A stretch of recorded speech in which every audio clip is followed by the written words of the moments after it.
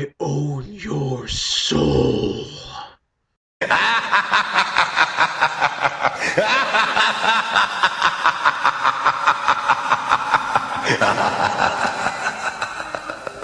The story for John Carter is actually a pretty standard story for a sci-fi tale, and that is to be expected because this is actually based on one of the first popular sci-fi tales ever written, and it starts off with John Carter, who is a Civil War vet who, he's living a sullen life. I mean, he has a very screwed up life. I mean, he was a Civil War vet, so he dealt with a lot of stuff during the war, and he just lost his wife and child in a fire, and of course that means he's very sad. No one likes him. He's just like, oh, I'm John Carter, I'm miserable. And then he gets teleported to Mars. Boom! Straight up to Mars.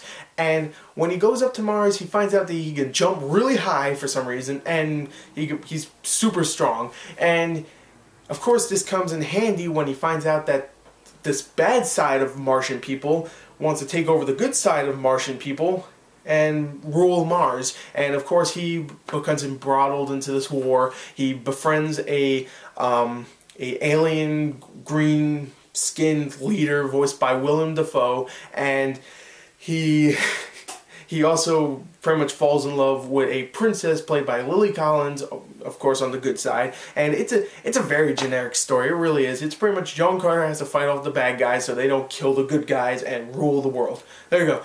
I know that wasn't the best description for the story, but I will say this. I do like something in the story, and that is the characters. I mean, John Carter, the main character, he's not a fantastic character, but he brings enough, well, the actor, Taylor Kitsch, brings enough humor and likability to his character that I kind of liked his character. I mean, he wasn't an amazing character.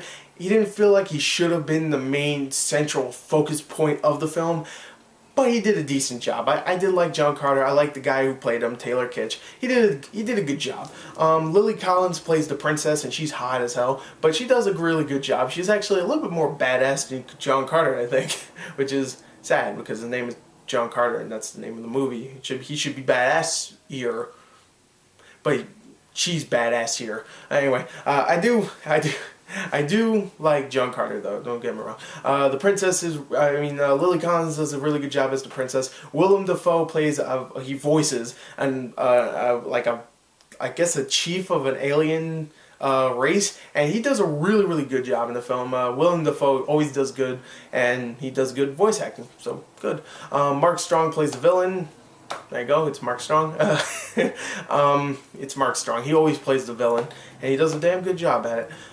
And Dominic West, who plays, I guess, the side villain, and he is so corny in this film that I actually really liked him in the film. There's times where he overacts like a motherfucker, but I loved it. I really did. You also have some people like Ciarán Hinds, who's in like freaking every film nowadays. Like he was just in freaking Ghost Rider and The Woman in Black, which just came out. Both of those films just came out last month, so he's in everything. And he's a great actor, so there's a good reason why he's in every film, because he's a great actor, and he's good in this. James Purefoy, who like plays a side character, soldier guy, I don't know, and he's good. So anyway, the acting and the characters themselves, they're likable. I really do like the acting, the actors, and the characters, I do. Now let's talk about the action and special effects, because that's pretty much what you want to know. Now, action side, it's kind of light in this film. Now it's like a 2 hour and like 10-minute movie, and most of it is just John Carter talking about stuff or hanging out with these aliens, which they're very well designed, very nice to look at, but there's not much action. It really isn't. When there is action, the action is pretty cool, I will say that, even though it's really short. Like there's one scene where they're in like some coliseum and they're fighting these two giant white apes, and it's pretty cool, but it lasts for like 30 seconds, it feels like. It goes by so quick, and the final battle is very disappointing. Now, the special effects are fantastic, like I said, with the designs of the creatures and all that. It looks really damn good. I especially like the way John Carter and all the other aliens interact with each other. I really like that. It feels very realistic when like one's touching each other or something like that. It looks really realistic. And also the eyes. The eyes don't look dead. It doesn't have that blank stare, which I really like. So action-wise, it's a little sparse, but like special effect-wise, it looked amazing. It really does. And I'll say this, okay? John Carter is a fun film. I mean, it has a cliched story. Dialogue's not that great. The acting is pretty good. And the action, when there is some, it's fun. And the special effects are really nice. I actually really enjoyed this film. I don't know why. Not just for the action and the special effects, but for some reason the story. It just feels very classic to me. And it's generic. It's cliched, I know. But I did really enjoy it. So you know what? I enjoyed John Carter. Go into this if you're expecting, you know, just a fun little cliched sci-fi tale. And if you're expecting that and just want some fun, then you're going to get that from John Carter. I'm going to give John Carter, I'm going to give it a 31 out of 40. I thought it was very, very fun. Definitely go check it out. Definitely better than I thought it was going to be.